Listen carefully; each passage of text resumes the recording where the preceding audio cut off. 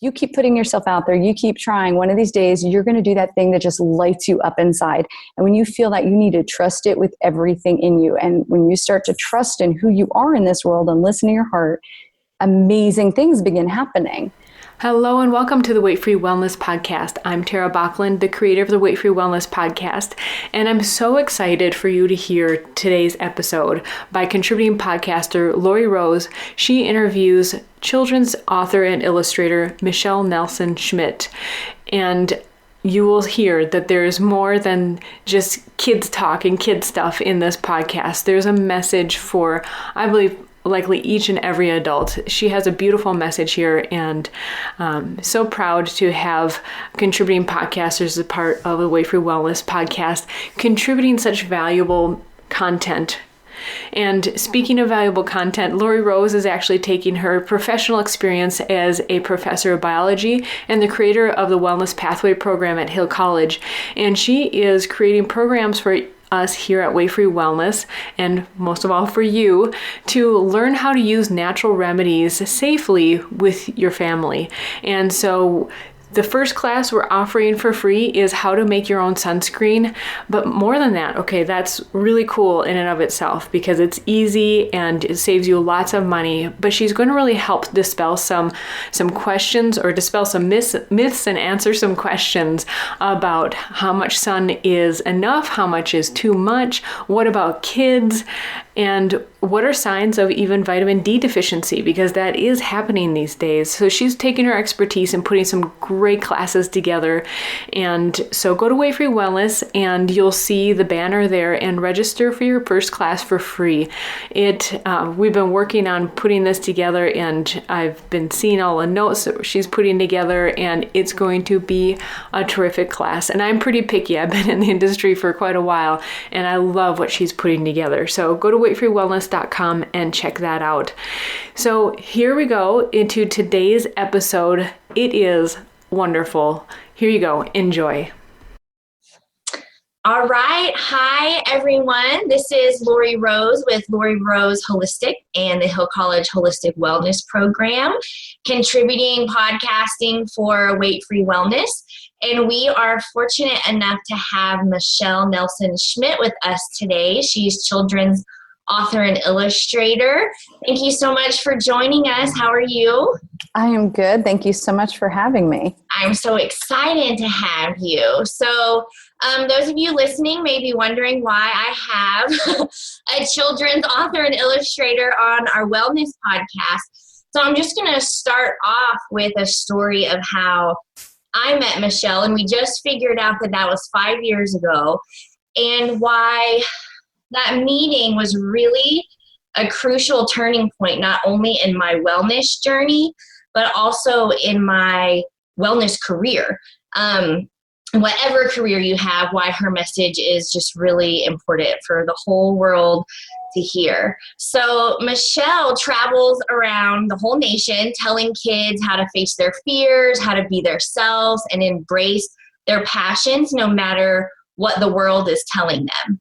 So I happened to hear that was her message, and she, right about the time in my wellness journey where I had my food thing balanced and my exercise thing balanced, like I had a really good relationship with food, but I didn't have a very good relationship with myself and with my past.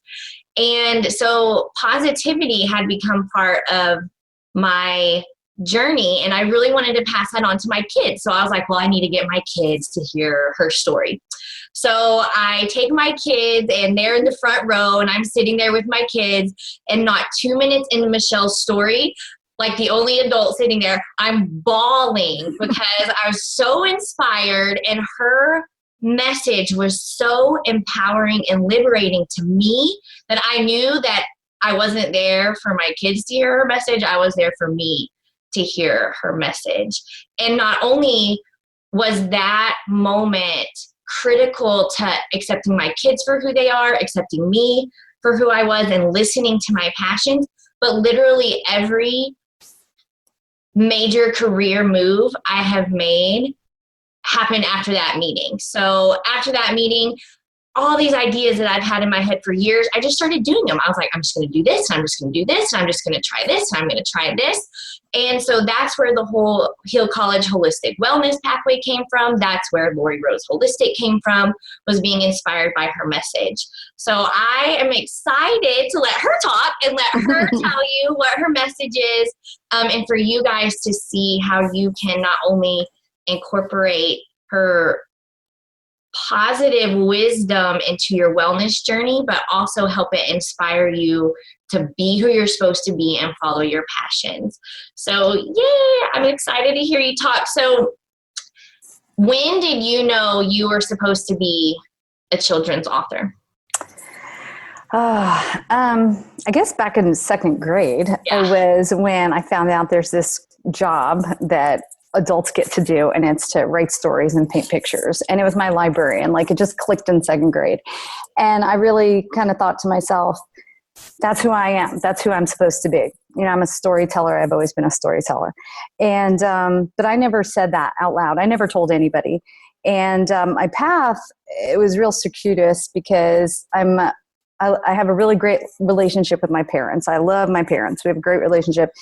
And I'm one of these weird left brain, right brain people equally. And I was just always as interested and as good in science as I have been in art and writing. And so when it was time for college, you know, I said, well, I think I want to go to art school. And my dad said, well, you know, if you go to art school, you're going to be an artist. But if you go to school for science, you're going to be able to be a scientist and an artist because you're already an artist. And the people pleaser in me, and I love my dad, we're super close, it also made a lot of sense. So off I went to college for physics. And I was a physics major for 2.5 years. And in my junior year, halfway through my junior year, when I was done, I just really knew I'd made the wrong choice. And I wasn't ready to tell my parents that. So what I did was I dropped out of school without telling them, and literally came home in the middle of the night, woke up and said, hey, guess what? I'm not going to school for physics anymore. I mean, 1.5 years left. And now that I have children in college, I constantly am apologizing to my parents. And, but anyway, so when I announced that I was going to go to art school, they said, yeah, no, you're not. You have 1.5 years. Don't be an idiot. Go finish your degree. And I refused to do it. And so when I said, no, I'm going to art school, they said, okay, well, then you got to move out and do it on your own, which they thought that was going to be, you know, incentive to go back and do what they wanted. But instead I moved out, worked 3 jobs, went to art school. And the first day of art school, I was sure that's what I wanted to do. And I went and got a graphic design degree. And I still wasn't quite ready to really admit what I really wanted to do with the picture books. So I did graphic design for about 10 years. And during that 10 years, I started up a pet portrait business. I was in a real art community, and they sold really well. And so I did graphic design during the day. I started painting pets for people at night. And for about 8 years, I did that. And that really honed my illustration style. And having people buy your art, it really helped with my self-confidence in my art. And so finally I said, okay, well, what I really want to do, 800 pet portraits later, I said, I want to write and illustrate children's books. And I also did definitely know I wanted to talk to children. And my kids at the time were in elementary school. And I went to the elementary school, and because of the pet portrait career, I got invited to go and talk about being an artist and that stuff. And a couple times I got to go to a children's hospital. And that's when I realized, like, oh my gosh, like I love inspiring children. I love going into schools. And I knew, though, I definitely wanted to be published because they don't just let anybody off the street into schools for any reason. So finally I decided to get an agent. Took about a year of rejections to get my agent. And then it took 2 more years of rejections to finally get my first publishing deal, which was appropriately Dogs, Dogs, and Cats, Cats from all those pet portrait days. And that was the beginning. And as soon as I could, I got into schools. My first 2 books came out 2011. And that September, I started traveling every other month of the school year. I travel anywhere from 15 to 19 weeks a school year. going to as many schools as I can. And so in my message that you're talking to, and we'll get into that a little bit, I was even doing that message back with just dogs, dogs, and cats, cats. But all my other books have really followed a lot closer with my messaging. So that's my incentive to get published, was to make sure I had something to get into the schools with. Absolutely.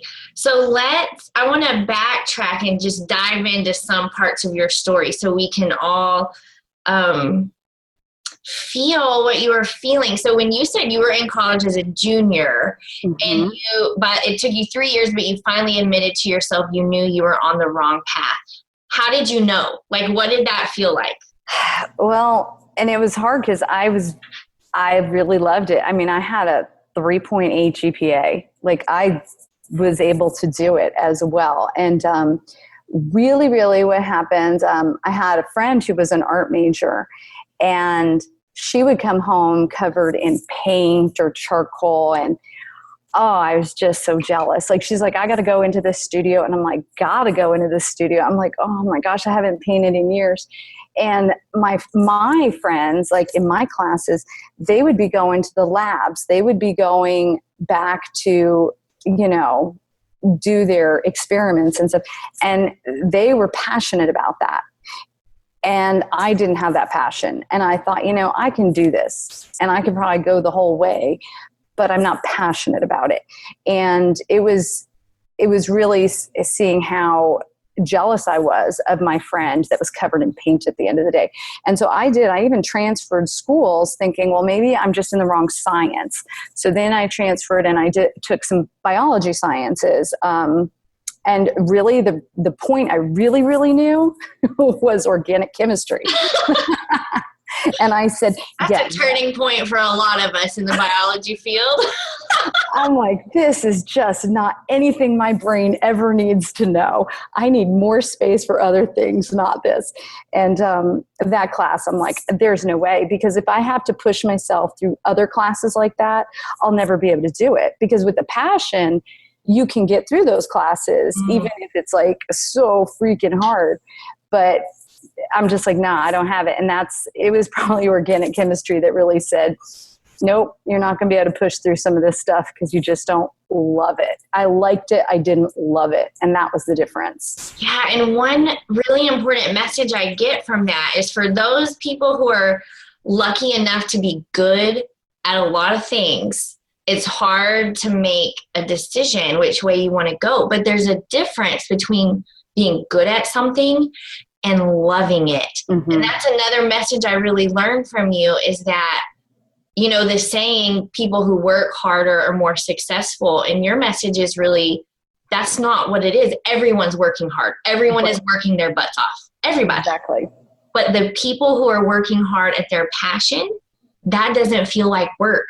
Yeah. Well, I tell that to the kids at school all the time. I said, I wish there was a word that was hard work doing what you love, because it feels different. Like, you eat it, breathe it. You wake up in the middle of the night inspired, and it's not the same. It just isn't. And if there is, I don't know, there's probably, the Germans always have some word that means all these different things. There's probably a German word for it.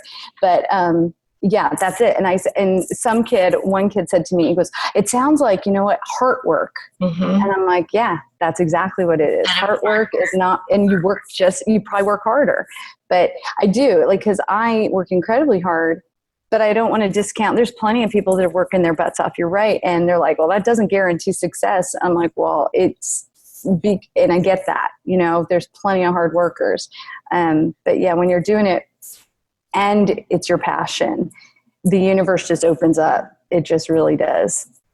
Yeah. And so I love how you followed your dream. You listened to your heart in stages. Mm-hmm. At first you're like, I'm just going to do this other sciencey thing, because the world was pressuring you to do that with the message that we get about the arts. And then you were like, okay, I'm going to go into art, the thing that I love, but I'm going to do the more like the safe thing. I still chose the safe thing. Fancy one where you're in a big building making tons of money, but I'm still doing art. Uh-huh. But I'm still not really listening to my heart. So can you tell me how that stage of your life felt, where you're like, okay, your parents are so mad at you, but you're still following art, but not 100% listening to what you need. Right.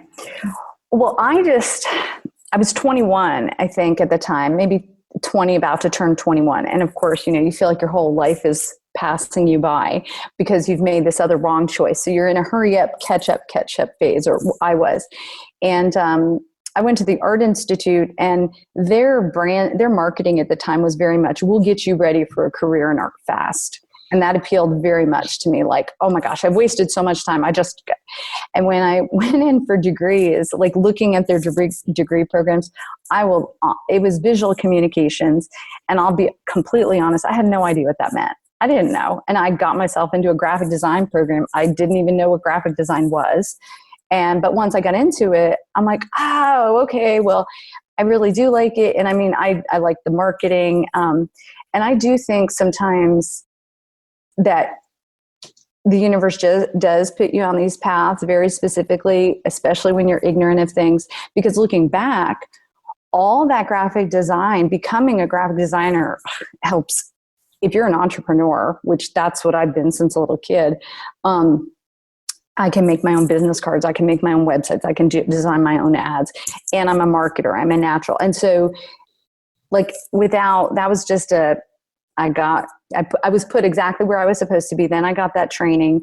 And then, so it wasn't so much that I was still denying what I wanted to do. I think it was just the universe was putting me where I was supposed to be for later on. And then the pet portraits was, I mean, that was entertaining my children. That's how that all started. We were doing chalk drawings, and I did this outline of my dog, Lucy, and I was doing it with my kids outside, and a little girl said, oh, that's so good. You should do that for your job. And that little outline really stuck in my head, and that little girl sentence, and I painted it, and I put it up, and then a friend saw it. Oh, paint my dog like that. And like, it's all these little things that, the universe is just leading you around. And if you trust in these things, like I say in my school visits, like I did not know why I became obsessed with this little chalk outline of my dog. I could not get it out of my head. And when I decided to paint it, like I hadn't painted in a long time because I was a mom of little kids. Like you don't have time.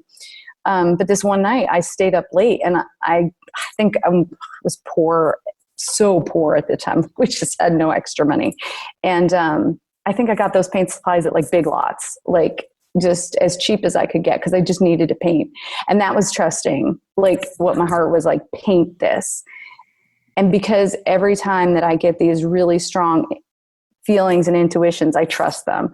And I just go where it leads me. And and now with seeing how doing that when I wasn't sure about it, but did it anyway, now I don't even hesitate. If I feel pulled, if I'm in a presentation with kids and I suddenly feel, Michelle, you have to say this, and it's not a normal part of my presentation, I trust it 100% and just say it.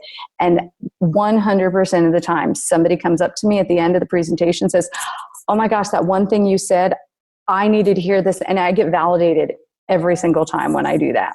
So it gets easier and easier. And, that's part of my message with kids. You've got to learn to trust that as early as you can, even though it's scary and hard, I love that. And so I just remember one time you, maybe multiple times, talking about how you're in the cubicle in this marketing job.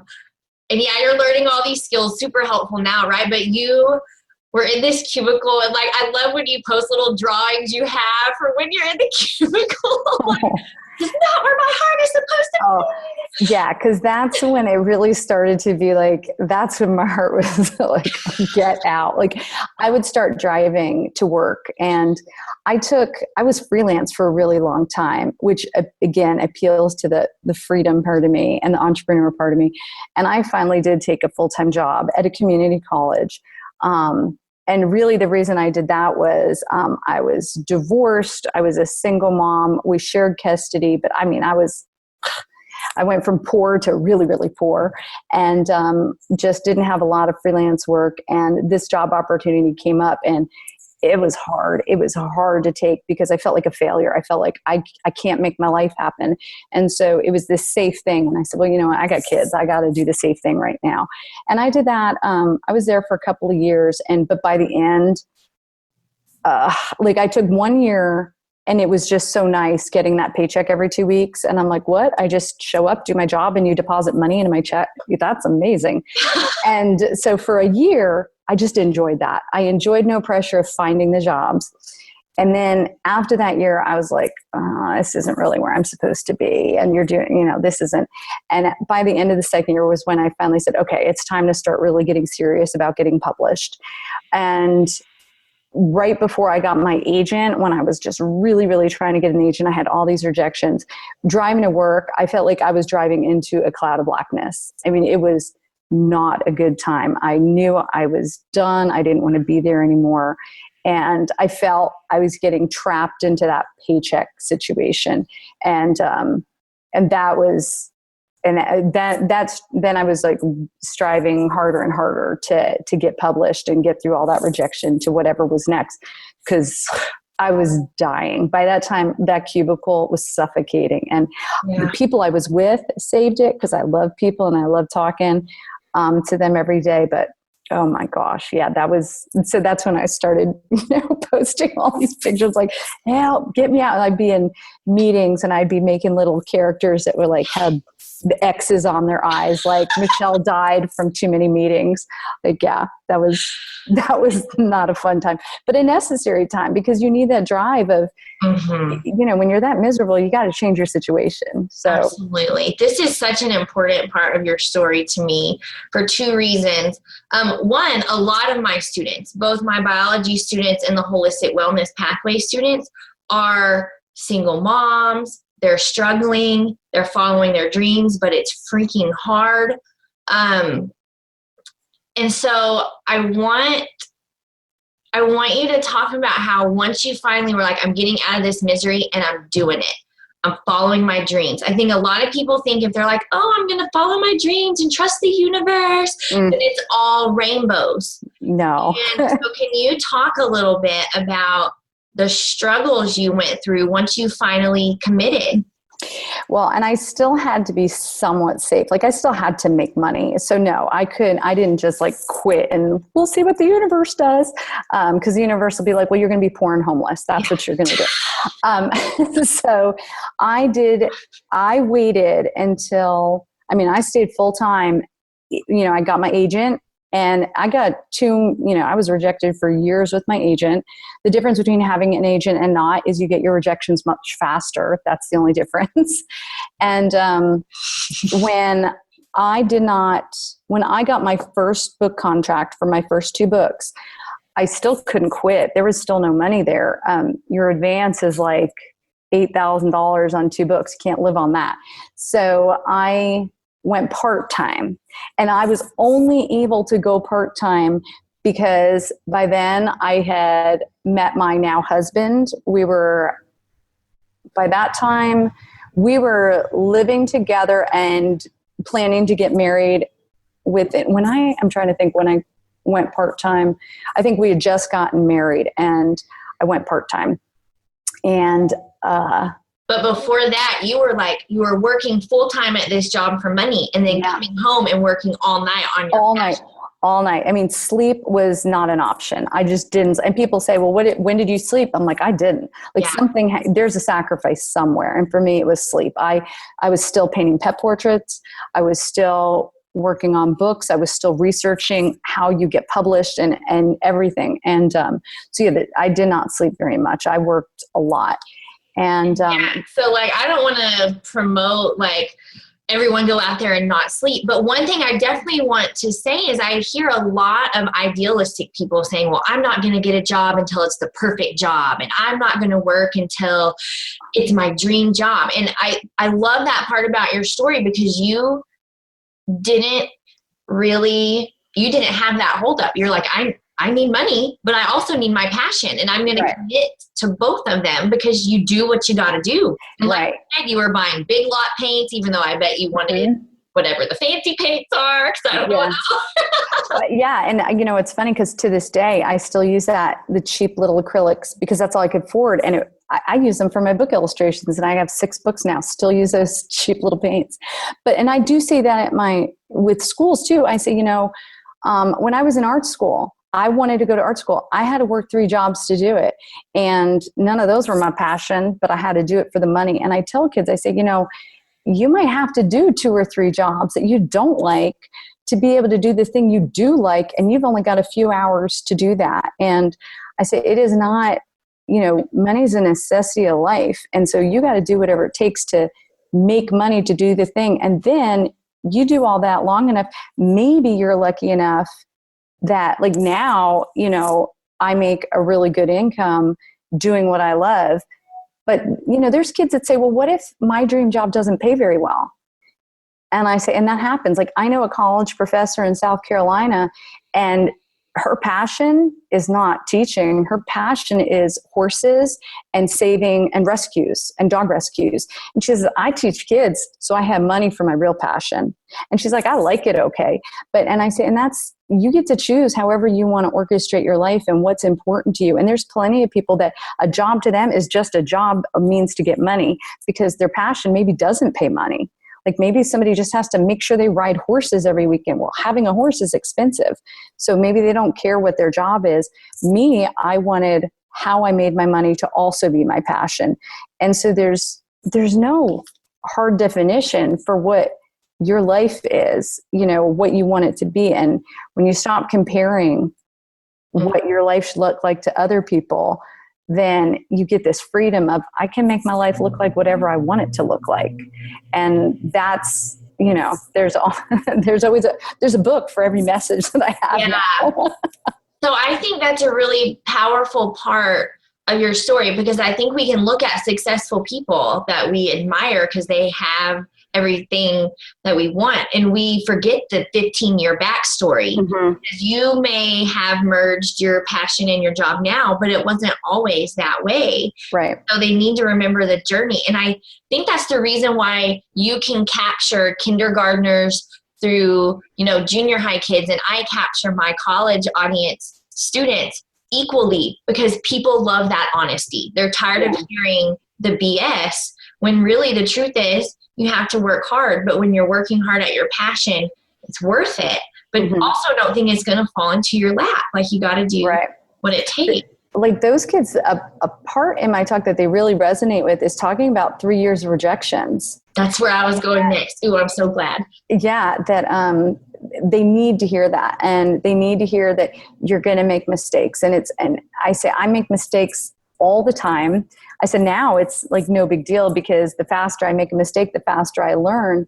And I said, but that's a necessary part of life, is you have to mess up. You have to fall down on your face. You have to get rejected. Every rejection I had taught me. And then, you have to learn, and this is a hard part, what rejections to pay attention to and what rejections to let go, because that's somebody else's. And there's like a million lessons in life. And oh my gosh, I'm still a mess that's learning. And that's what kids need to hear. Like, wait, you still make mistakes as an adult? I'm like, yep, all the time. Kids need to hear that, but guess who else needs to hear it? The adults that weren't kids listening to you, right? Because no one ever told me I had to be perfect, and no one ever told me that I wasn't allowed to try things that I didn't know 100% for sure that I was not going to fail at. But I knew that. Like, that was the message I got, not directly, but that's just the world I was living in.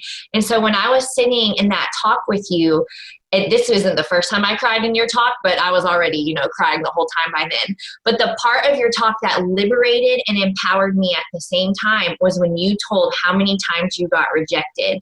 Because when I saw you on Facebook, I was like, oh, she's got it all. She's following her dreams. And I didn't know your backstory. But when I heard that failure part of your backstory, I was like, oh my gosh, I can do things that I may fail at, and I can do things imperfectly, and I can do things that maybe won't even work. But the important part is just putting it out there and trying and doing it. And after that, my whole life and career changed. All these ideas that have been in my head my whole life, I was like, I'm doing this and this and this and this.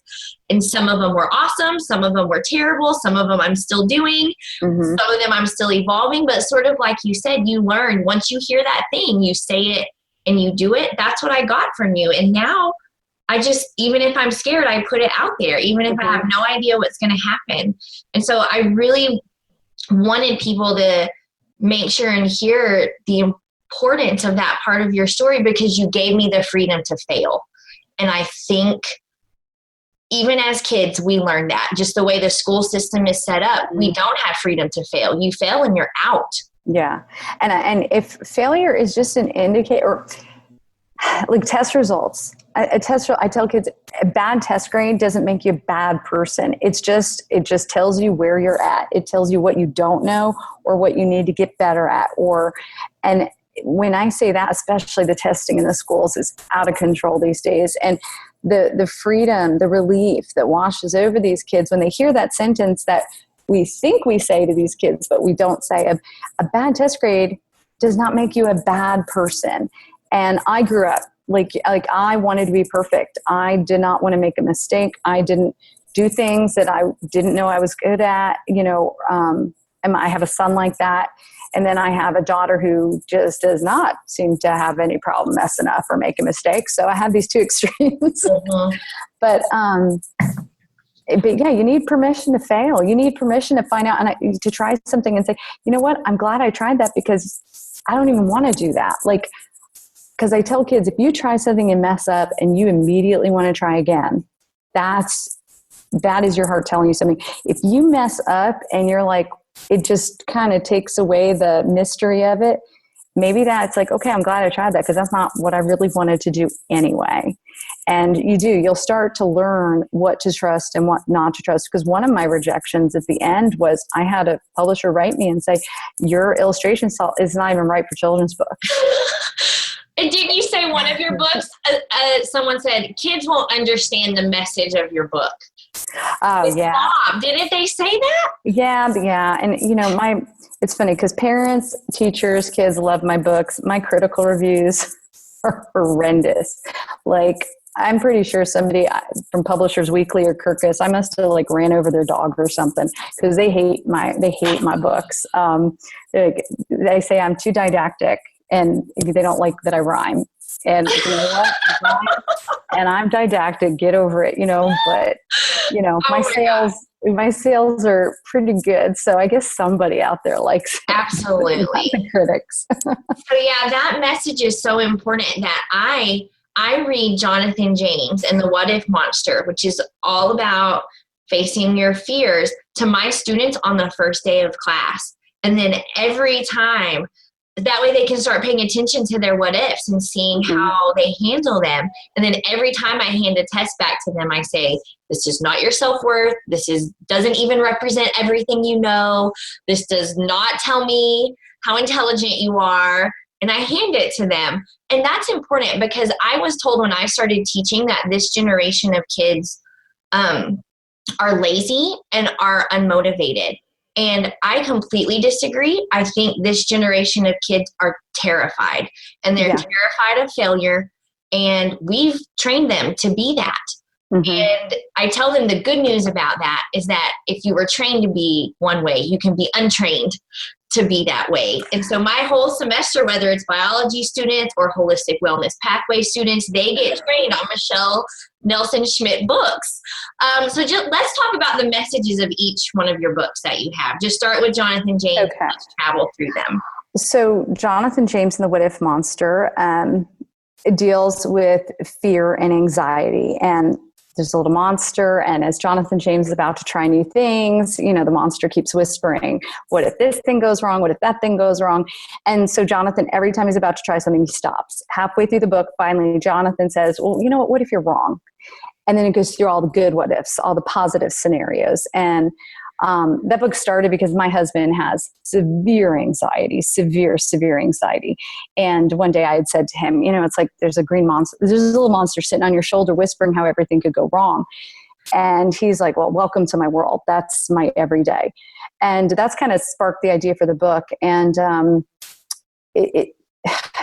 the success of the book is phenomenal. It's sold, it's made over $3 million, the book, but it's sad. It's sad that it's such a phenomenon. Absolutely. Because it's such a commentary on our society that this book is so needed. Because I say, you make friends with a monster, you give all your worries to him, and it's just this little trick to shift your mind from the bad what ifs to the good what ifs, because you can choose whichever one you want to concentrate on. And if you can clear the bad what ifs out and just think about the good what ifs, you will find out, oh my gosh, most of the time the bad thing doesn't happen. A lot of times amazing things, way better things than you could have imagined happen. And in the instances where that bad thing does happen, and I tell kids, I'm not going to lie to you, sometimes that bad thing does happen, but then there's people around to help you. There's always going to be a way through. And you learn and you grow from it. Mm-hmm. And it just always is going to be okay. And that's the message of the what if monster. And then after I've said, if you keep putting yourself out there, you keep trying, one of these days you're going to do that thing that just lights you up inside. And when you feel that, you need to trust it with everything in you. And when you start to trust in who you are in this world and listen to your heart, amazing things begin happening. But then just because you start listening to your heart, just because you start figuring out who you are, it doesn't mean life gets perfect. It doesn't mean there's no more problems or bad things don't happen. And that's when I say, and that's why I wrote Bob is a Unicorn. And in that book, Bob, who's totally a unicorn, just wants to go up and play with all of his friends. So he goes up to Marvin the moose and, hey, Marvin, play with me. And Marvin looks at Bob and, what are you doing? He's like, well, I'm being a unicorn today. He's like, I don't really get it. Goes up to Ted, the polar bear. Hey, Ted, play with me. Ted's like, what is that thing on your head? He's like, duh, it's my horn. I'm a unicorn. And he goes through all his friends. Margot, the rabbit, just thinks he's being silly. George thinks he's wasting his time. Larry, the beaver's too busy working to play with Bob. Nobody gets him. Nobody understands him. So Bob is just about to finally quit because all that rejection of who he is. And he put himself out there, man. He was like, this is who I am. And he gets rejected. He was all in and nobody got it. Yeah. And nobody got it. And he's like, well, screw this. I'm going home. I quit. But right then, right before that moment of quitting, that's when the fairy shows up. And she looks at Bob and she's like, wow, you're the best unicorn I've ever seen in my whole life. Look at your sparkles, look at your mane, look at your horn. Oh, Bob, we got to play. And he's like, man, I have been waiting for you all day. Yes, please, let's play. And you turn the page and you see it's a baby elephant with a paper towel roll on his head and a little girl with little cutout cardboard fairy wings. Yay! And I tell these kids, and I'll tell you, the older kids really resonate with this book, especially the middle schoolers. Yeah. I say, if Bob had quit, he would have missed out on that person that showed up that thinks like him, that uses their brain just like they do. And I said, just because people don't get who you are, Bob was just listening to his heart. He just needed to be a unicorn that day. And just because some people don't get you or understand you does not mean you're wrong. And you got to stay true to yourself, because eventually what happens is your people find you.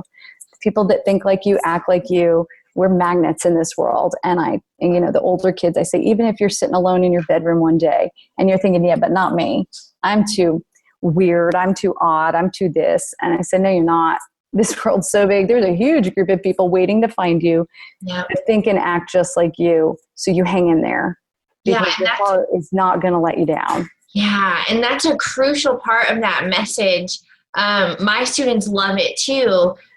And I'm going to come back to that in just a minute and tell you some of the changes they've made after hearing Jonathan, James, and Bob. But another message I got out of that, because like I said, I have a lot of parents in my class, and then like older teenagers who we've gotten the message that being silly is not cool.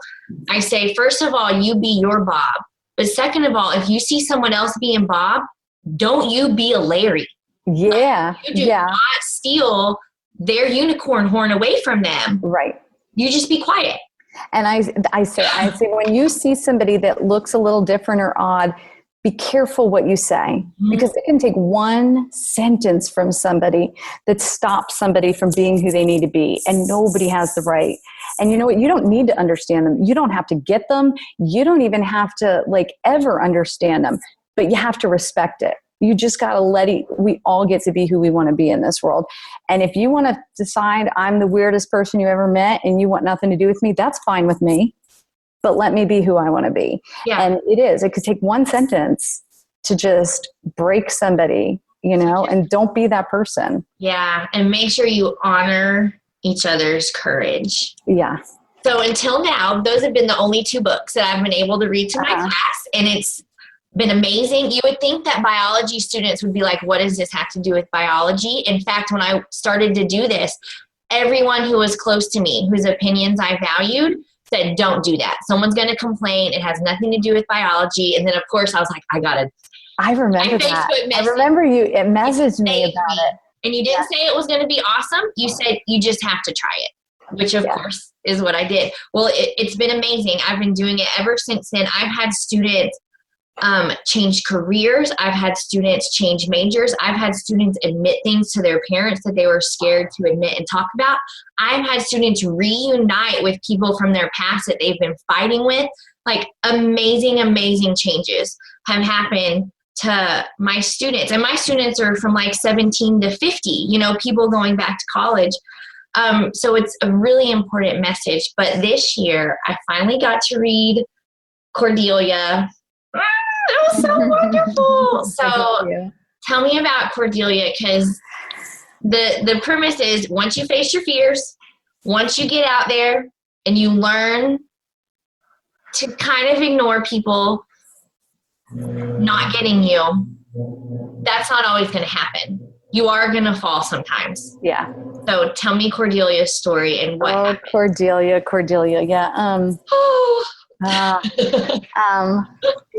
Well, I'll tell you a story, and I'll ask me if you want later, if we have time, the inspiration for how that came up. But it did start 2 years ago. I just heard this little whisper, my name is Cordelia and I can fly. That's all I heard. And I'm like, what? Can you really fly? What? And it took a couple months, and finally she told me her story. And, it's everybody's story. And it really, if you've lived long enough, and it's funny because kids, they don't get it the same way adults do, because the world has not squashed them yet. And it's a cautionary tale for a kid. Every adult, and especially a lot of women, but it's everybody's story. Cordelia can fly. And she loves to go fly with the birds. She sings with the birds. She races dolphins over the ocean. She's friends with the whale. She can fly up to the moon and play games with the stars. And she loves her life. And she just is this amazing, vivacious, confident little girl. Loves her life. And so then she tries to explain to her friends, because, somebody tells her people can't fly. And she's like, no, I can. I totally can. And so she tries to explain to them how she does it, but nobody will listen. They're like, no, you're silly. It doesn't work. You're wrong. And they tell her so much that finally that doubt creeps in, and she doubts herself. And as soon as she doubts herself, she can't fly anymore. And so she decides to just start walking like everybody else. So the line of the book, let me see, watch, I say it a million times a day. I read it yesterday. Yeah. So she just starts to walk like everybody else on an ordinary day. And she just starts walking. And the book goes from color to black and white. The best part. Because she just loses all the color and joy in her life. And the really important thing about the book that I really wanted to make sure is that she has this moment where she starts she's missing her friends. And she gets angry, but she gets angry at herself. She doesn't get angry at the other people. She doesn't blame. There's a lot of accountability of, I let them do this to me. And when she really says, basically, I don't say this in the children's book, but screw this. I'm going to be who I need to be. And she chooses her joy again. She chooses to ignore the haters, and she goes back to her friends. And as she's believing in herself, she flies up in the air. And it's funny when I'm reading the book and I say the line, as their words filled her head, her heart began to sink. Does who you are depend on what other people think? And so often you hear some little voice in the crowd, no. And it just gets you. And kids haven't been squashed down yet. And life will squish you. Everybody at some point gets squished somehow, some way. And you have to decide, are you going to let yourself stay squished or are you going to get back up? And you always got to get back up. But sometimes people have been living in the black and white world for a long time. For me, when I was 16, the first time I got squashed, I was a really confident person. And I started dating a guy in high school that really abusive. And I just let him take my self-confidence away. And it took a long, long time to get that back. But it's so many people's stories of when you finally just, haters are going to hate. That's when you got to learn when to say, you're not right about this. And you can believe you're right, but I'm not going to let you change who I am. Yeah. And I think an important thing you said that I really hadn't connected to was she owned it. She stopped blaming. She stopped victimizing. And she was like, oh, I let them do that to me. I don't have to let them do that. Right. It's being very accountable and not blaming, because people are always going to be there to criticize. And you're not going to change the world, but you can change your reaction to the world. And that's what's so important, is that she saves herself. Yeah. She chooses what she wants to do. And it's hard. That's a very hard thing to do, especially these days where, the world loves to criticize. They want to put you on a pedestal and they want to knock you right off. Like, that is what society does these days. And some of them. But you know what I did when I read Cordelia and I was done? Well, first of all, the reaction from my students were, why do kids get to have this message and the world just stops telling this to adults? And I'm like, you're right. And that's why I'm here. But then the second thing I did, I was like, do y'all see how sad Cordelia was when she quit flying? Then I turned the page back and I show the gray moon and the sad moon and the sad stars. I was like, look who else is sad that she's not doing what she's supposed to be doing. The whole world, except the haters, ignore them. The whole world needs you to do what you're supposed to do. Yeah. We need you. Because when you shine your light, you give permission for others. You shine that light on others and you give permission to everybody else. And that was very important, how sad all the friends were when she didn't show up. She changed their world. And if you look in the colors of those illustrations, they got darker. They were definitely not as bright. And her lack of being in their world affected them negatively.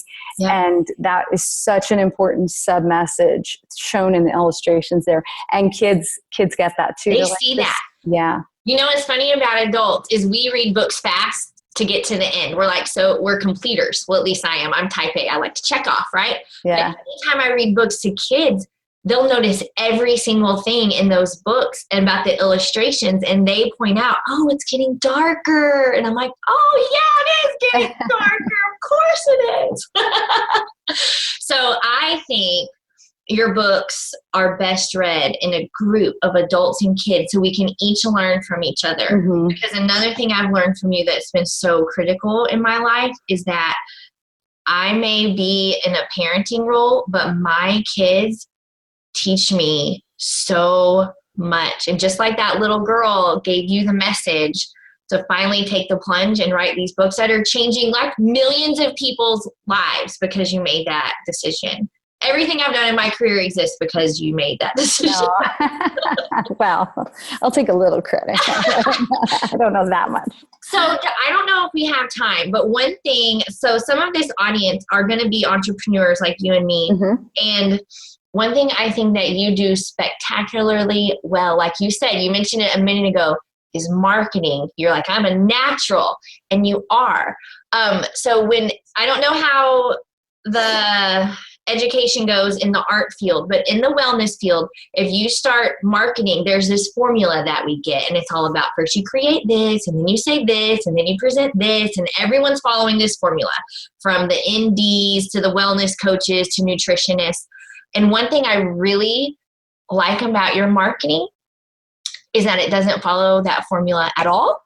And you do something that most people are terrified to do, and that's how much you give away for free. Oh, so yeah. I want to talk about what your marketing strategy is, and then how you have embraced giving so much. Well, my marketing strategy is not any kind of, if it's in a book, I didn't read it. I just do what comes naturally. I am me 100%. And there's so many things I do that you will hear don't do. Mm-hmm. I let people read my books and have them in recording. I let them keep them online. I record my books. They're always constantly available. If you and they do that, and you don't see that out there, because why would somebody buy the book if they can have it read online? A picture book, especially, I think people want to own it to own it. It has done nothing but increase my sales. I tell everybody, can I read this and keep the recording up? Yep, you sure can. And that has done nothing but increase my sales. I give a tremendous amount of a lot away. I give a lot of money away, but I do Storytime Live, which is every single Wednesday, and has become such a passion of mine. And it costs me a lot of money, because sometimes I decide I'm going to give something away, and it's, oh, look, that cost me $150 to give away that week. Because it was a lot of money to ship. I give away 5 prizes. Or I'll spend 2 days making handmade plushes and give them all away. 2 whole days doing something you're not getting any money for. That I get no money for. And I'll tell you what. Repeatedly you do this. I've done it now for 3 years. I give 5 gifts away every single week. I've only missed a handful of weeks. And I make, this year, my husband is he's a software engineer for Dell. He leads a team of engineers. He makes a really nice income. He's a cryptologist for the Navy. And this year I'm going to make more money than him. But you give so much away. How are you making money? Because the rule of the universe is the more you give away, you get it back faster than you can even handle it. Like, I can't give it away fast enough to get it right back. And it is just something I've discovered. And it's hard to trust in the beginning, especially, I've been on Medicaid. I've been poor. I've had to steal ointment from a pharmacy for my son's diaper rash because I did not have enough money. Like, I've been as poor. You had real scarcity. So yes. How did you get away from that scarcity mentality and embrace this abundance mentality? Because that's what it is. You have faith in abundance. Mm-hmm. So how can someone who has struggled get to that place? And I say every Storytime Live, I say, after I give away the prizes, because there's little kids disappointed they didn't win. That plush time, I know there were kids crying. I felt bad. I'm like, oh, I'll make more. I say, okay, if you didn't win and you're kind of sad, you are allowed to be sad. You're allowed to be mad. You are allowed to feel your feelings. But once you're done feeling your feelings about it, I want you to be happy for the winners. And then I want you to think of something that you can give to somebody else, whether it's baking cookies or it's a painting, anything, just something you can give to somebody else. Because when you feel what feels so much better than getting is giving. And it's that anticipation. Like, I'm addicted to mailing out those 5 gifts, and I just love, when are they going to get it? When are they going to open it? And I will say, in 85 to 90% of the time, I don't get a picture back, or I don't, they don't make a big deal when they get it. And I don't expect that back. It's just knowing that they got it. And I remember feeling that with my pet portraits at Christmas, because Christmas was when everybody ordered pet portraits. I loved knowing that on the 25th of December, all over the country, people were opening this art that I created. And giving feels better than getting. And until you start doing it, you just don't know. But you have to also give without any expectation of getting back. And that's even a bigger secret, because you'll get resentment if you're like, well, nobody sent me a thank you card. It's not about that. And if you're giving to get, it doesn't work. This is so good. This is really important, because I used to do this. I used to be like, I'm going to harness the power of the universe, and I know what I think is what I'm going to get. And there's a difference between faith in a universal truth and expectation of a universal truth. So what's the key to that? Like, what do you do? How do you go from like, I'm going to give expecting in return versus I'm going to give and just trust? I think we've all been in the situation where we've given with the expectation of return and it doesn't work. So you're like, that stupid book, The Secret, doesn't work. Yeah. What's embarrassing for me is I did it all on Facebook. I was like, I'm going to do this and I'm going to get it because I believe in the power of the universe. And so I learned that lesson in front of everybody. And it was so embarrassing. Finally, I was like, oh, that's not what it means. Yeah. But you can't, when you do explain it, you're explaining it with this will happen. So the expectation is there, but it's not until you do it and realize, and it's an aha moment. It's just a click finally when you finally give without any expectation. And it's for the joy. It is for the joy. Like I do it. There's a selfishness to it because of how good I feel when I give. I go into children's hospitals all the time and I don't charge for it. And I get books. I mean, I've been at schools so low income, and the best school visits are when I bought 300 books for every kid in the school. And once my CEO said to me when I was buying 300 books, he's like, what are you doing? And I said, well, it's really low income. These kids don't even have books at home. And he goes, I don't think you understand how this works. And I'm like, you understand marketing. Yeah. And the more I give away, the more I get. That's just, yeah. You break every marketing rule and you are so extremely successful. And I think you just hit the nail on the head. You have to give for the joy of giving that you feel in the moment that you're giving it. Yeah. That's why you give. Then you let it go. Yeah. And you let it go. And it's an experience. You don't get it until you experience it. And I've read The Secret years and years ago, and I'm like, I'm going to make it happen. And then when it doesn't, you're like, that's a crock, And it isn't until you finally get it that you get it. But if you don't even start, I think all of us have to go through that part of trying it the formulaic way, and then you find what works for you. And that's, what I do. I'm very organic and I don't follow any rules. My publisher, half the time, they don't even know what to do with me because I just don't do, and they've never really helped me. And so what's nice about that is that I don't need permission, and I don't even bother to get permission for things because, half the time they'd say no. So I just make up my rules as I go. I just had a contract made with somebody for a project I'm working on with the cartoon, and the company that I'm using as the animation, I realized they had no safety net. Like, they were marketing me. They're sending me out to Comcast and Netflix and all this stuff, and they're going to get nothing in return. And I knew this, but I realized that they hadn't really understood the contract, and I couldn't handle it. I was like, you know what? They're going to get me this great deal, and they're going to get nothing. So I finally called them up and said, okay, you guys, you don't realize this. You're going to get nothing. And I can't, before we get a deal, I'm having my lawyer make up a finder's fee contract. Yeah. And I said, you guys deserve it. I want us all to have incentive, but I don't think you realize that you're going to get screwed, and I can't have that happen. So I paid my lawyer to do the contract, to send it to them. I sent it to them last night, and they're like, this is really generous. I'm like, well, that's the only way it's going to work. If there's incentive. And there's business people to be like, that's too bad that they don't understand that they're not getting a cent if they get this deal.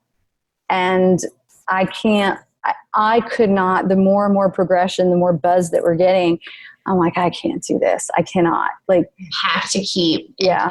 Like, you've got to be able to feel good. Yeah. And commit to that.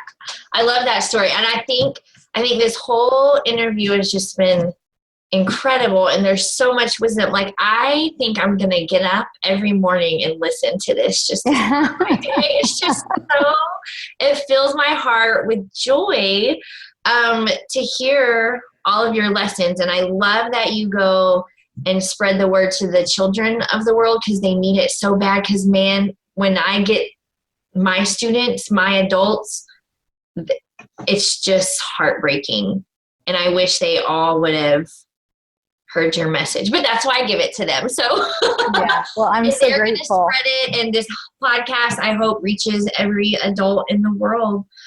So, well, I appreciate the opportunity. Thank you so much. And thank you for sharing my books with your older kids. It really, I'm so grateful for that. They all buy them. Every single one of my little kids' teachers get them. That's their present, and I think they all know it now. So now every teacher at my kids' school has the books, and it's, thank you for committing to using your talent and your passion to making the world better, because it's working. Well, right back at you. Thank you for everything you're doing too. So is there one last message you want us all to know? Something no one ever asked you or you never get to say? What? Oh, I talk a lot. I don't know if there's anything I don't get to say. I'm a blabbermouth. I think with the climate that we're in these days, especially post-election, and this is a huge, I'm working on another book this summer, and it's my chapter book, Beatrice. I know, we're running out of time. So, but the message of that book is connection, that we are all in this together. We are all on the same team, all of us. And that is Syria, that is Russia, that is the United States.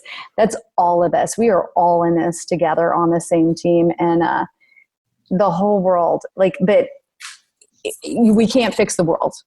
But we can look at our little communities and realize that when we connect with each other and we work together with each other, everything is better. Everything is stronger. Everything, we all help each other. And I don't mean that in such a Pollyanna way, but it is just, we are completely interconnected. And when we kind of own that we're everything, all of this, and what we do to someone, we do to ourselves. Yeah. Yeah. And we could just understand that and get money needs to stop running the world, because decisions get made based on just money. And I'm not quite that preachy in the book, but that's the message, is we're connected. I wish we would all just realize that a little bit more. I'm glad go ahead, you go. And I was just going to say, I travel across this country, and, Facebook, I love Facebook and I use it for marketing, but Facebook is not how real people are, because I travel across this world and I meet super conservative Republicans, I meet super liberal Democrats, and we all get along. We can all have a conversation. We do not come to blows at dinner tables, but you would think that we would. And Facebook is not real. That is not real. And if you stay in there and you live in that world too much, you're going to have a really depressing view of what it is. So get out there and meet people, because that's where the connection is real life. And our technology is awesome, but that's not the kind of connection that we need. We need that face-to-face connection. I love that we ended with that. And that's so important to me, because I think that's the ultimate scarcity mentality, is we think it's us against them always. So the key to me in my practice and what I teach all my holistic wellness students is, if you look at each other and you see each other as competitors, it's not going to work. You guys are supporting each other. There's enough of the world for you. There's enough for all of us. All of us. Yeah. And because we all want different things and we're all different is the only reason there's enough for all of us, because we don't all want the same things, because we're different. But you got to start with those what ifs and be yourself before that works. Yep.